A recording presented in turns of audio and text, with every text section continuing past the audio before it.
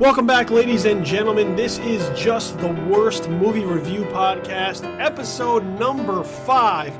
I'm your host, Billy Donnelly, who you can find at thisisinfamous.com, joeblow.com, and of course, right here at Just the Worst Podcast. And once again, a loaded weekend, somewhat loaded. There's movies coming out. As there are every weekend, and as a result, fresh flicks to be able to talk about here and review here on the show. We're going to talk about Room, Our Brand is Crisis, and Scout's Guide to the Zombie Apocalypse. And joining me this week, our new critic here, as we do every single week, bring in a fresh mind, fresh perspective, fresh opinion, from up in the Northeast, not necessarily my old stomping grounds, but a place I love. I love that Northeast. Travis Hopson. So, Travis, man, thanks for joining us. Hey, no problem, man. How are you doing today? I am doing okay looking at this crop of films. It's one of those weeks. There are a couple of good things that have come out over the last couple of weeks. This is probably not the strongest week of movies. This is like that time before the real Oscar movies start hitting us left and right. So yeah, it's one of them. It's one of them mediocre weeks, I would say. Yeah, not every week is a winner. They can't all be winners. And you know, this weekend is always one of those weird placement weekends because you're running right into Halloween. And as a result, the studios sometimes tend to just kind of dump some things in there. Things either they don't think will make money or things that they hope might take advantage of kind of the Halloween atmosphere. And with Halloween this year coming on a Saturday, when people either taking their kids out or people dressing up and going to their own parties or whatever, that kind of takes like 1/3 of the weekend completely out from box office business. And we haven't seen the studios really fully embrace like just a solid horror drop on Halloween. Yeah, you're right. And this year has been different than most others because, for the last 5-6 years, Paranormal Activity has dominated the box office during this month. And the last one came out last week, the most recent one, the final one in the franchise. And Paramount went and did something really, different with it by having it, it's only going to release in a few theaters because the exhibitors were against it because they're putting it out on VOD in just a few weeks. So it didn't get the wide opening that it usually does. And, so its box office was a lot smaller. So that's out of the picture this year, basically. And the only other serious horror movie that's come out has been Crimson Peak, which came out 2 or 3 weeks ago, and nobody went to see it. Well, so it's even debatable there as to, they sold it as horror. Right. It's more of a gothic romance, but yeah. It's the closest thing to something with horror elements that's coming out right now for the most part. So, and nobody went to see it, so who knows? Yeah, we'll get into a new release with some horror-type elements a little later in the show, as I mentioned. But let me just give you the rundown of Travis's credentials here so that as we always say every single week, people go, but why do you call it, Just the Worst Movie Review Podcast?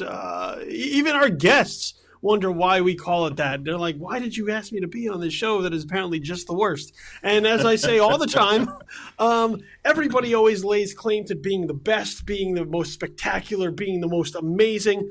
I don't want to get into that fight. So we'll just plant our flag in being just the worst, towards the bottom end of the spectrum, and we'll surprise you, I think, by setting the bar low, setting your expectations low, but showing that we are people who actually do know what we're talking about. So that takes some of the pressure off. I don't feel any pressure to be good anymore. See, that's great. No, you just let it fly, man. You just let it fly. Every time people go on, they go, well, can I use expletives? And I'm like, if you must, go ahead. And they go, can I speak spoilers? And I'm like, well, sometimes we have to. So, it's really, we try not to be too proper, as I think sometimes critics tend to get, too heady at times. And if we make it conversational, we make it casual, we make it fun for you, the listener, and fun for us. I think everybody wins. So I agree with you on that. I mean, I had my own show for a few years, and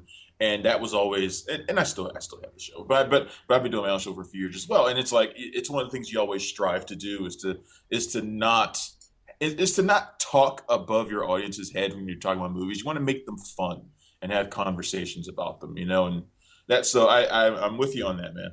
And that's it. It already doesn't sound like the worst podcast. No, see, I already told you. It's a surprise.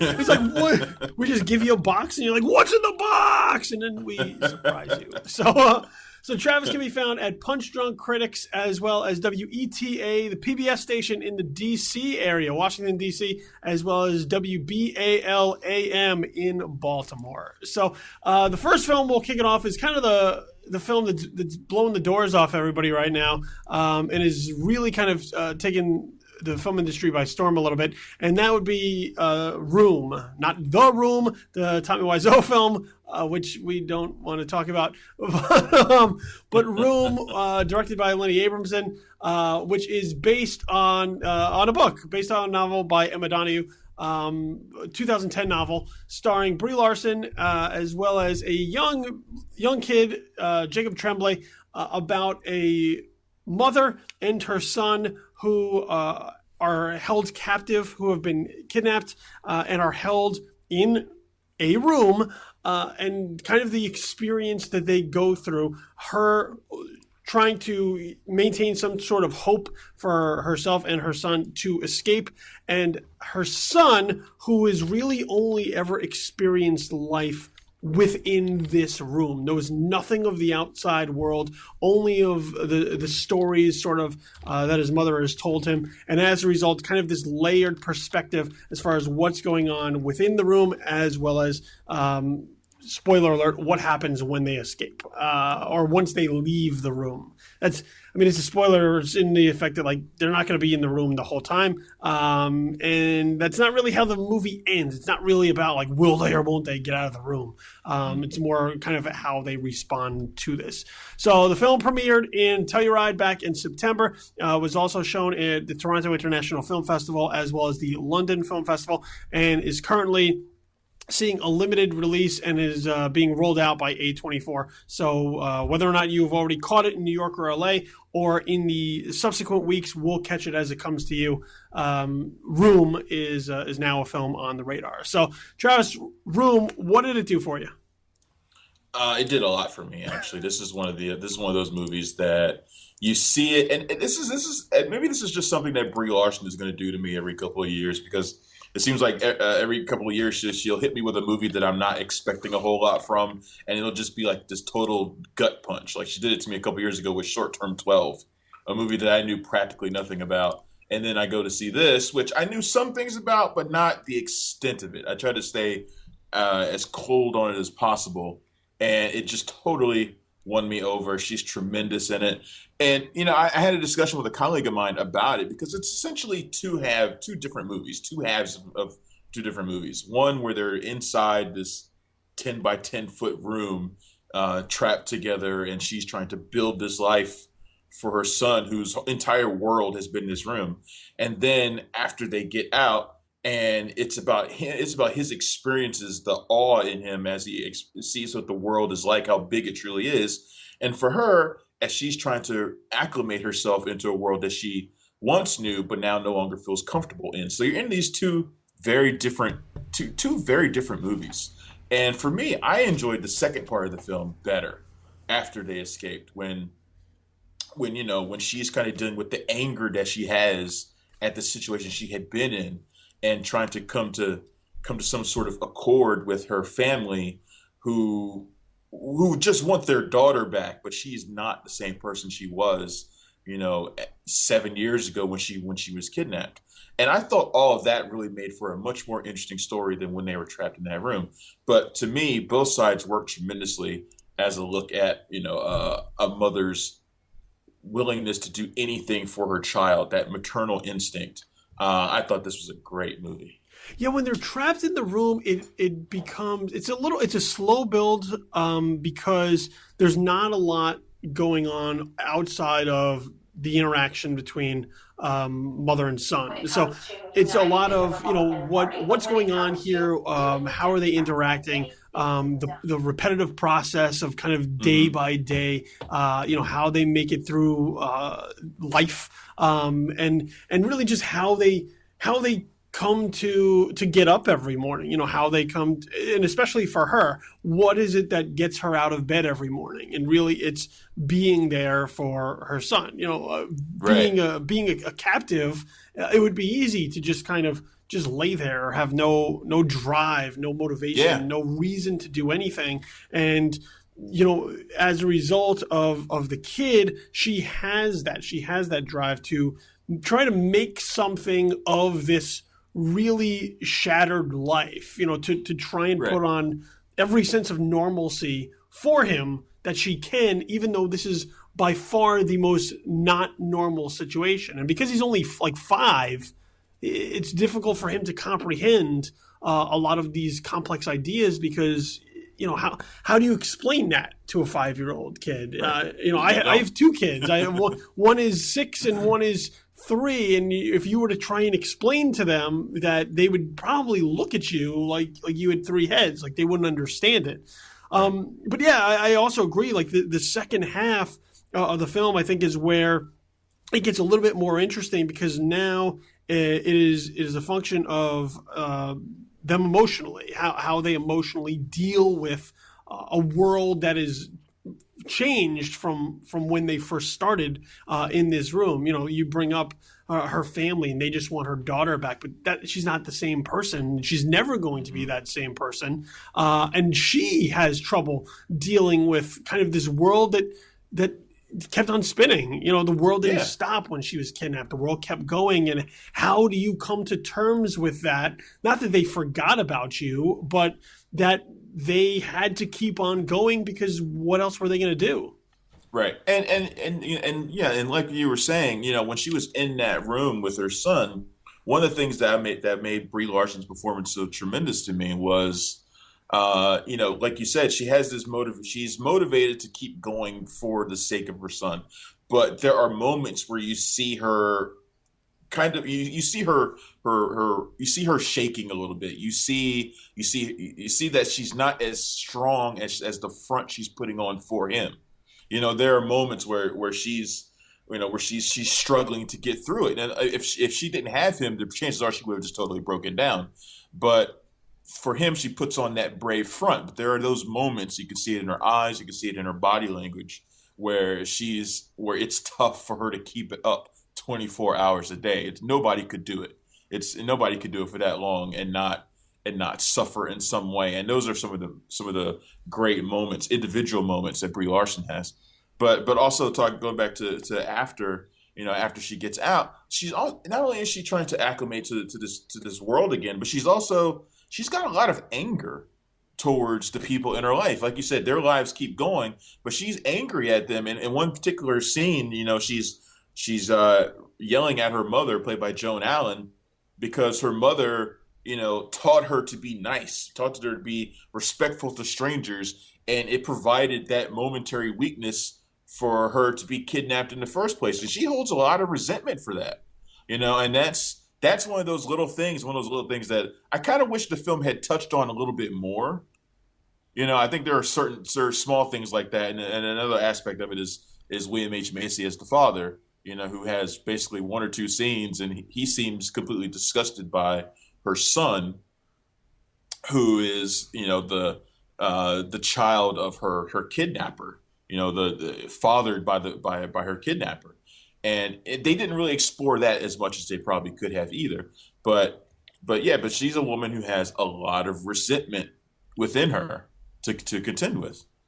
Yeah, there's a lot of that, giving her an outlet to kind of point the finger. Not that necessarily. And look, this is one of those situations where outside of the kidnapper, people are by and large blameless. Nobody had like a direct hand in her being kidnapped. But this is a huge shift in her life because of what has happened to her, and as a result, people want they want to find someone or something to blame, something that they can look at and say, well, if this was different, this wouldn't have happened to me. My life would have changed. Maybe I wouldn't have helped that guy. Maybe I wouldn't have interacted with him. Maybe I wouldn't have even walked down that street. And as a result, there is that resentment. There is that anger. And I think Larson does a fantastic job of channeling it when they give it to her. Because as you mentioned in the second half of the film,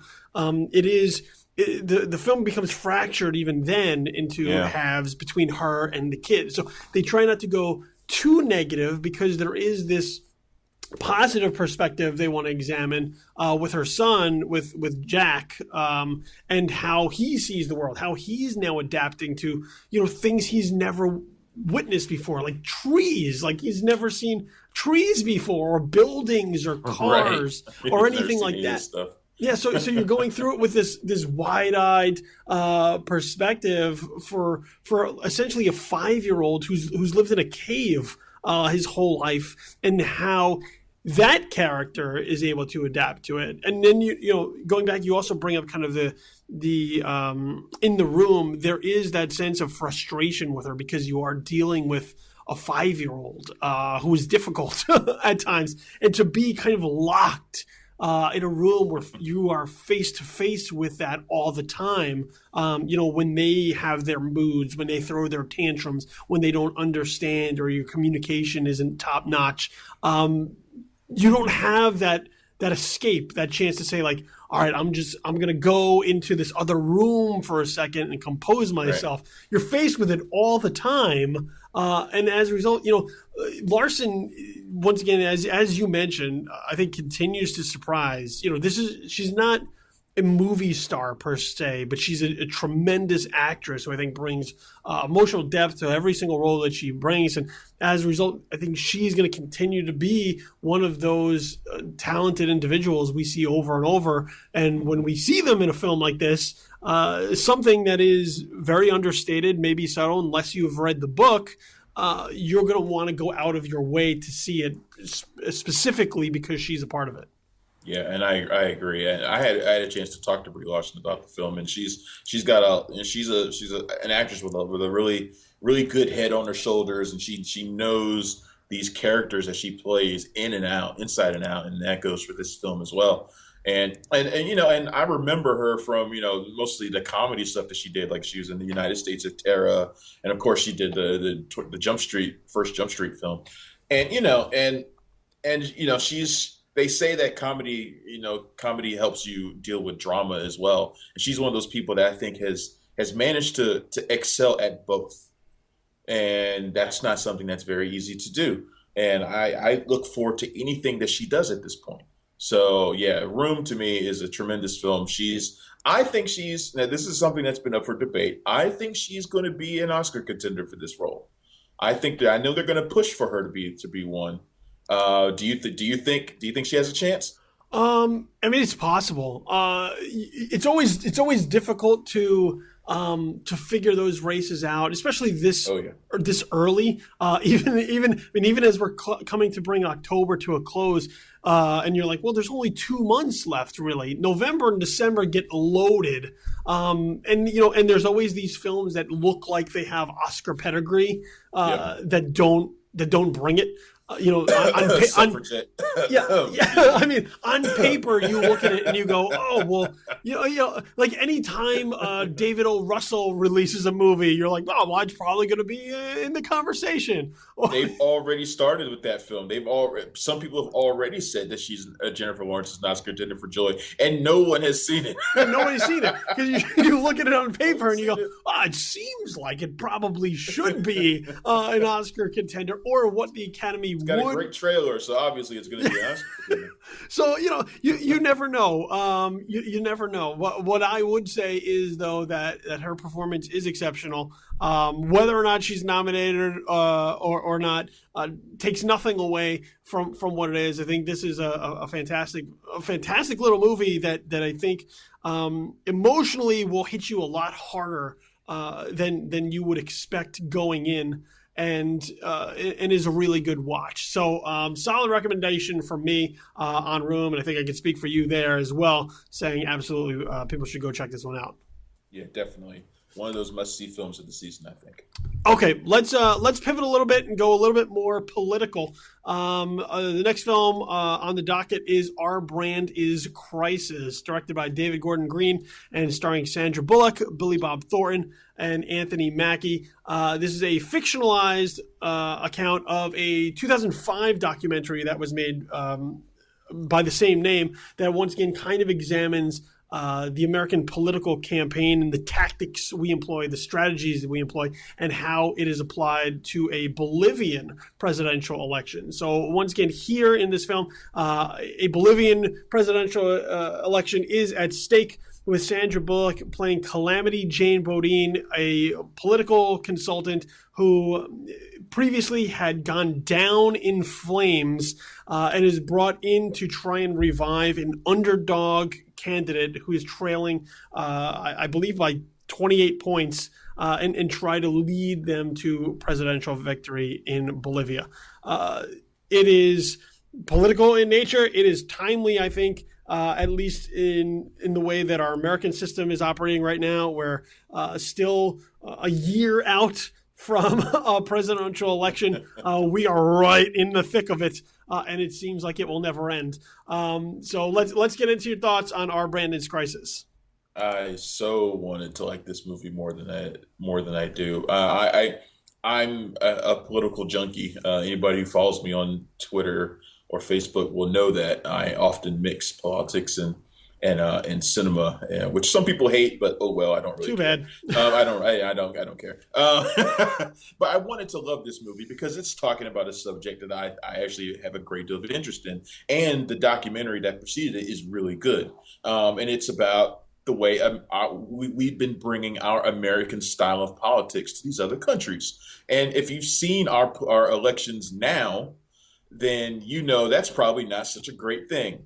I mean, really, we're talking about people who go in there and just cause havoc, and that's what they look to do, and cause as much havoc as possible, and hope that you come out smelling like a rose. And that's what Sandra Bullock's character does in this film. Basically, that's her whole repertoire. And the film, to me, it's directed by David Gordon Green. A director I like to say is quite schizophrenic in his style. Like, I don't know what he's going to do from time to time. I don't know if he's going to do a serious film like All the Real Girls, or he's going to do something like Your Highness or Pineapple Express. You can never really tell with him. And Our Brand is Crisis falls into a middle area that I think does him a disservice. Like, it wants to be on one hand a political serious drama, a serious political drama that's touching on a real issue, a real subject of American politics and foreign campaigns. And then on the other hand, it's kind of a silly, goofy, broad comedy with Sandra Bullock as this chaotic advisor, who has a rivalry with Billy Bob Thornton, a really catty rivalry with Billy Bob Thornton. And they go on drug-fueled party binges, and they race buses on cliffs and stuff that you're like, this should have been in Pineapple Express, not in this particular movie. And I don't know if I feel like that balance they're trying to strike does not serve the film well, because I was never able to engage with any of the characters at all. And that includes her, who in general, I like it when she plays these kinds of, basket case characters. I like it usually, but this time, Our Brand is Crisis just didn't work for me. Yeah, totally. It is a little bit all over the place.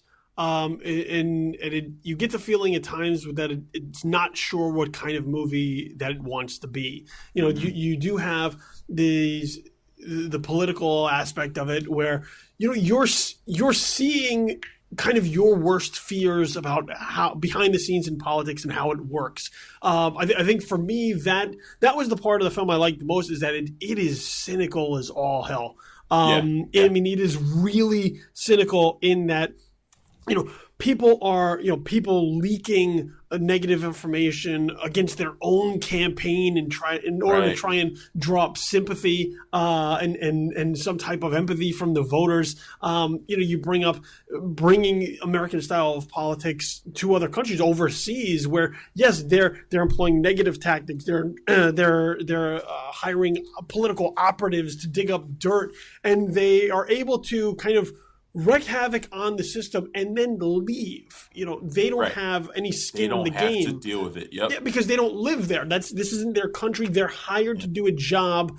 It's a soulless job in many ways, and they can just, once the election is over, they can hop on a plane, leave, and not have to deal with the fallout. They don't have to worry about any of it. Mm-hmm. They just look at it as like, well, I got paid, on to the next place, on to Israel, on to Colombia. And you see a lot of characters talking like that. They're talking about, what's next for you? Oh, I got Europe. Well. Yeah, you see a lot of that stuff in this movie. You're exactly right. And, for me, I think the film hit a little bit I think the film hit a little bit better, primarily because I think of the timing of the release, because of how we're watching the presidential campaign operate here, and kind of seeing the schizophrenic nature of these candidates across the board, whether it's kind of on the Democratic side and the issues that they're talking about, or on kind of the circus going on the Republican side, where you have all of these candidates, many who are cartoonish in nature, and seeing how the tactics employed in this film feel like they're being employed in real life, feeling like they treat voters like they're dumb, like they're just a number, dealing with focus groups and advertisements and poll numbers, and how they kind of play and pander to differing voting blocks in order to essentially just get their vote, to get them to check their name come election day. So for me, the cynical nature of it, I was surprised with how cynical this one was willing to go. I think the Sandra Bullock casting is kind of a wolf in sheep's clothing here, because she's typically, she has had a history sometimes where she can play those basket case characters, but typically when you think of Sandra Bullock, you think of this really sweet, just really kind of nice, down to earth woman. And here she's willing to get dirty. She's willing to get nasty in order to get a W. And that's really what it comes down to, really, is like, in the end, who gets the W, who gets the win. Right. That also makes her really tough to root. Makes her really tough to root for. I mean, for me, the best scenes in the movie didn't always have Bullock in them at all. In fact, often they didn't have any of the main cast. Anthony Mackie and Dowd, both of them, I think, tremendously wasted in this film. A lot of them were just the scenes between the president, whose real name I forget, and the kid who's on their staff, who actually lives there and looks up to that guy, to the candidate. I thought those scenes between them were actually good, really good, because you have this guy who used to be the president, and he lost the support of the people because he's a Mitt Romney type character. He basically sold them out to corporations, and the people turned against him, and now he's running again to kind of to reclaim that office. But you see him kind of struggling with the public perception of himself and what he recognizes himself to be. And so you see him talking to this kid, and he's trying to be the hero that this kid perceives him to be, but it's not necessarily in him to be that. And he's trying to come to some sort of reconciliation of those things. And we only get a couple of scenes like that. One on the bus, I think, and another one later on. But those scenes to me really worked. I found those scenes to be really, really good, and what I kind of, maybe more of what I expected from the film than what we got. But I wish we could have gotten a little bit more of that.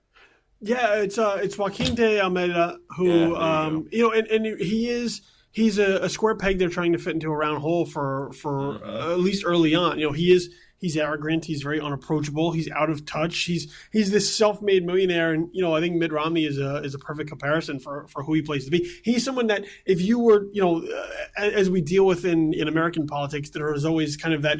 Well, I didn't.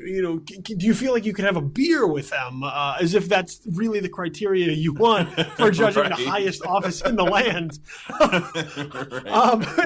And he has kind of that air to him. Like this wouldn't be a guy that you connect to. This wouldn't be the guy that right. you kind of look up to.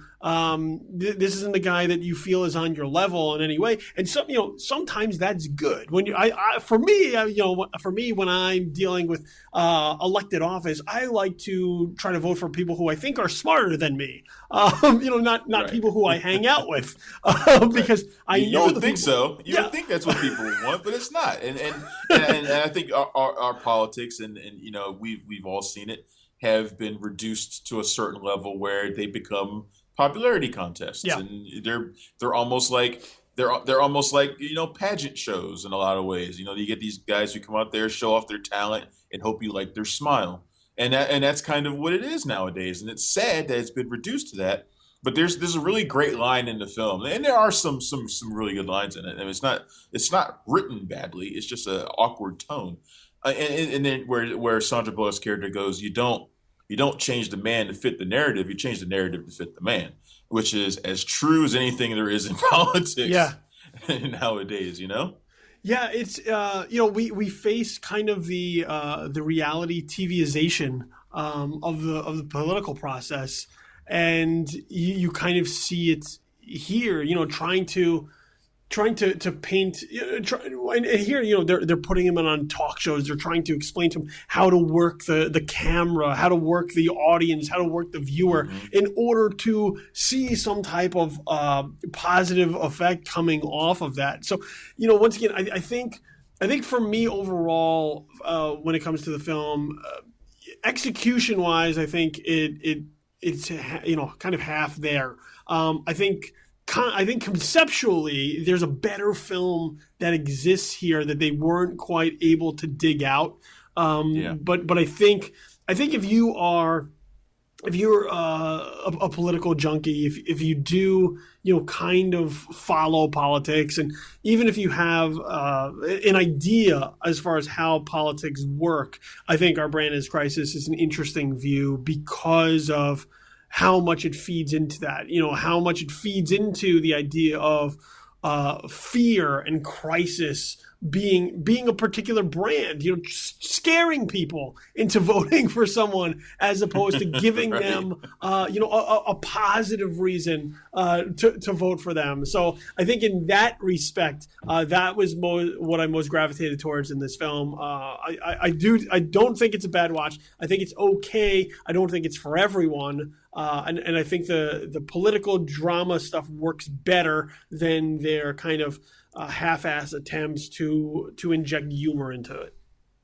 Yeah, I agree with you. I think there's a certain audience that's going to appreciate this film for the cynical take it has on politics. I just feel like David Gordon Green and the screenwriter weren't totally sure of what kind of movie they wanted to see, what audience they were going for. Okay, so that's Our Brand is Crisis, which brings us to our final film of the week, which would be the much more Halloween-oriented Scout's Guide to the Zombie Apocalypse. I believe once actually just titled Scouts versus Zombies. Christopher B. Landon's film Scout's Guide to the Zombie Apocalypse is exactly what you think it is.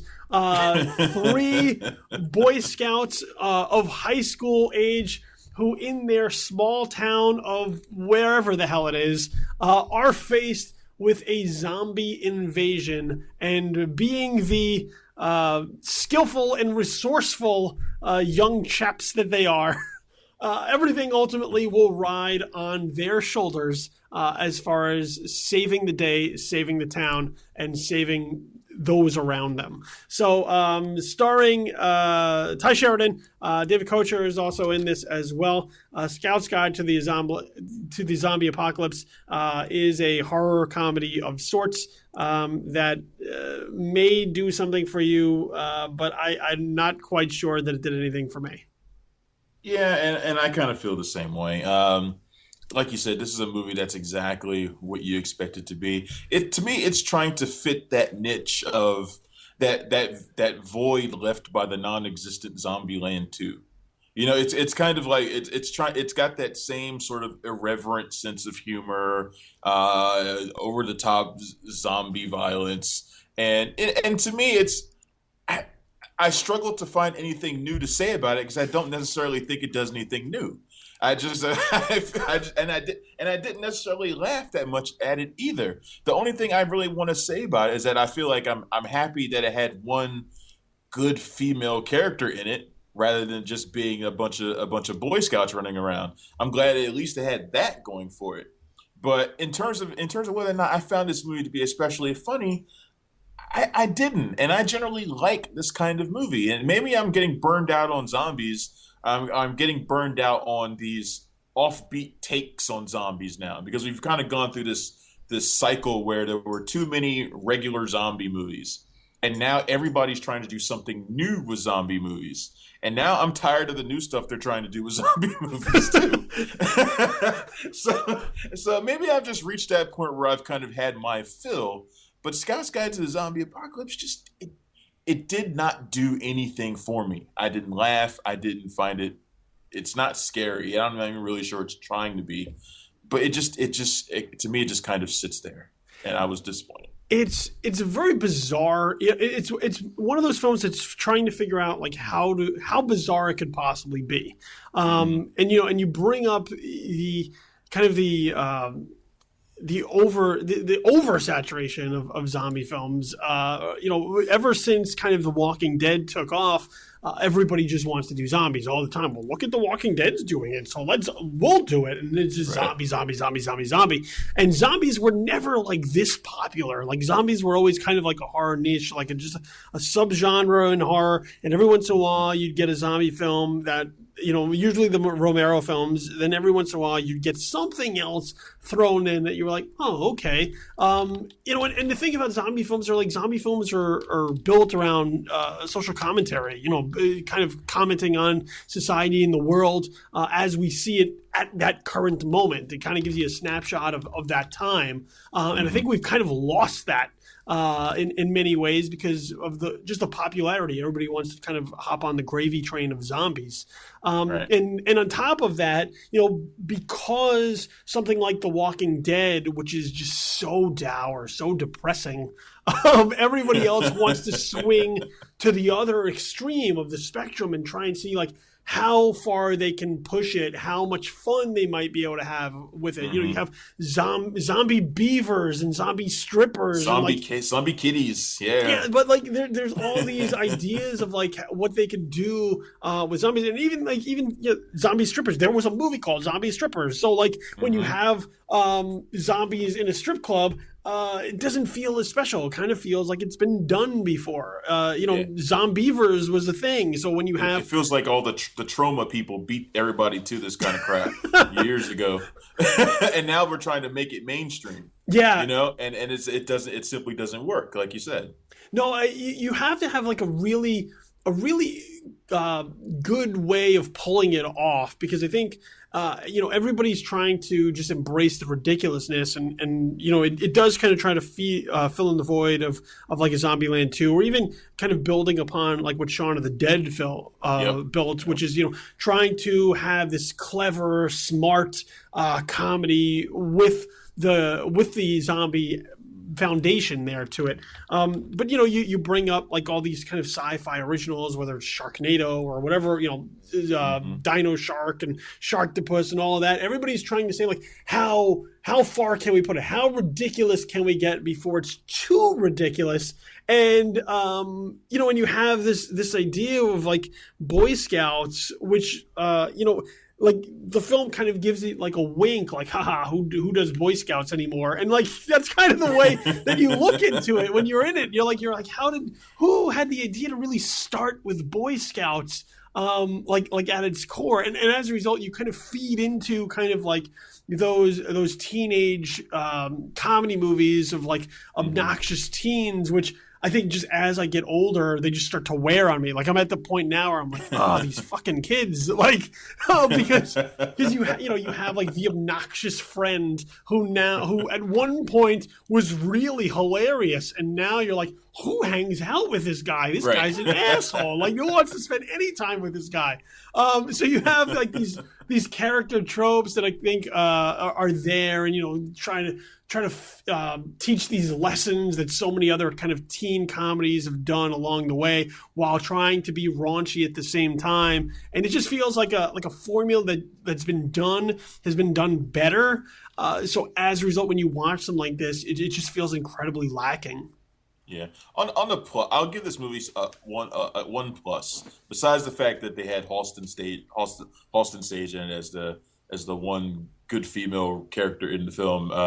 I'm a big fan of hers. I gotta give credit to Ty Sheridan because he's an actor that I like, and it seems like no matter what the film is, he commits himself to it completely. He commits himself to this role too, and it's a role that he didn't necessarily have to. So I give him credit for that. At least he always seems like he puts everything of himself into movies, even if they don't really deserve it. So I'll give him credit for that, and I look forward to seeing him as Cyclops next year. But I mean, look, I will give it. Like I didn't sit there. Like just stone faced. There are a couple things that came up that I did get like a smile on my face. Like okay, that was kind of entertaining. Like watching.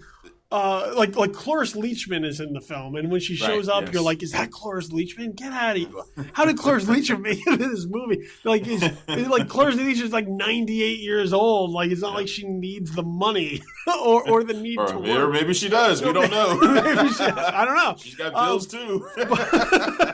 But there's this great bit that I found where because she's so old, they're able to knock her dentures out, her zombie dentures out. And then when she goes after, her victim, she doesn't actually have the teeth in to commit any damage. So she is gumming at her victim in a very not cool place for a zombie to come after you. So something like that like brought a smile to my face, and I got a chuckle out of it, and I was like, okay, haha, not bad. Zombie penis, maybe that's my lowbrow bar right there, but zombie penis shows up, and I gotta laugh out of it. I'm not ashamed to admit it. I was like, okay, there's zombie oral sex in it, which I was like, oh, that's something at least different. At least they're trying something new. We've seen zombie romance already, man. We've seen Warm Bodies. We already seen that, man. Not on this level, though. I know. I mean, this one really goes for an embrace. Like that's the part of it is like. The movie is shameless. Like I can at least give it credit for that. The movie is shameless. It is like, we're just going to throw it all out. And if it works, it works. And it doesn't, it doesn't. So I can at least give it credit for like trying. I can at least give it like an A+ for effort. Unfortunately, it's probably only like a C in execution. I think there's better horror comedies for you to spend your time on, especially around Halloween if you want, than Scout's Guide to the Zombie Apocalypse. Yeah, I mean, if I had to pick a horror comedy to go check out, I would say try to get The Final Girls on demand or something. That's a great film. If you want to go if you're looking for something along those lines, a horror comedy, that's a great one to choose from. This film is similar. We talked about Paranormal Activity briefly earlier. This film is being released in the exact same format. It's being released by Paramount the same way as that film was. Which means it'll be coming out on VOD in just a few weeks, and it also means that it's only going to be released into theaters, into maybe a couple thousand theaters, so not very many. So it's probably not going to do very well at the box office this week either. This is an interesting strategy by Paramount, what they're doing with these, but it's an experiment nonetheless, and we'll see how it goes. But don't expect to see Scout's Guide to the Zombie Apocalypse high on the top 10 this weekend, I would say. Yeah, it's a really strange strategy that they had, which is, I guess, is just kind of like, well, we have these smaller type of films that aren't the type of films that we're going to roll out on like 3,000 screens. So we'll kind of more finely direct where they're going to go, and then in order to make that work, then we'll also give the chance for people to watch it on VOD within, I think it's like 17 days or something like that, like very soon after, if they want. I can't really see this one being one that you would go out of your way to grab on VOD. This is more one of those films that, like, if months from now you came across it on Netflix, just the title alone might grab you and say, like, Scout Sky, oh, I will give it a look. I'll see. I'll give it a shot. But I think even if you do that, you're probably going to wish that you would have pulled up something else in your queue. I agree. All right, so the 3 films this week, once again, Room, which we both highly recommend. That's a must-watch, one that you should absolutely go out of your way to check it out. Check your local listings, see if it's hit your market just yet, and when it does, that's one you want to kind of strap a heat-seeking missile on towards, and make sure you check that one out. Our brand is Crisis, mixed bag. I think did a little bit more than Travis did. I think if you're a political junkie, the political drama of it is something that might work for you. Travis just couldn't handle the tone. Not that couldn't handle, but the tone, the schizophrenic tone of it was a bit distracting and not a film that he could totally get into. And neither of us are really high on Scout's Guide to the Zombie Apocalypse, although I will say there were a few things in there that did bring a smile to my face. I don't know what that says about me. But I'm not going to deny it. There are a couple of things in there that I think are humorous. I wouldn't go out of my way to check them out, but if at some point in your life they come in front of your eyes, I think you'll get a laugh out of it. So Travis, man, tell everybody where they can find you on the interwebs. All right, you can find me on Twitter at PunchyCritic. And my site is punchdrunkcritics.com. You can find me there every day, writing about the movie news, and I do tons of movie reviews. So check it out. Also, make sure you hit them if you're in the Baltimore, D.C. area, WETA, yes. PBS station in D.C., as well as WBAL-AM in Baltimore. I am Billy Donnelly. You can find me on Twitter at InfamousKid, on Facebook, facebook.com/BillyTheKid, and as well as Just the Worst Podcast at JTW Podcast on Twitter. Facebook.com/JustTheWorstPodcast. The website, the .com, is on the way. I've been assured they are building it like with hammers and nails. In the meantime, though, you can make sure you get all the podcasts that are under our Just the Worst Podcast umbrella on SoundCloud. So make sure you check them out there as well. Want to thank you, Travis, man, for joining me. It's been a pleasure and a lot of fun. So we'll have to do it again sometime down the road. Absolutely. Let's do it again. All right, for Travis, I'm Billy Donnelly. This has been Just the Worst Movie Review Podcast. Have a happy Halloween and check out some cool movies that are on the way, whether it's before or after. So we're out. We'll see you later. Peace.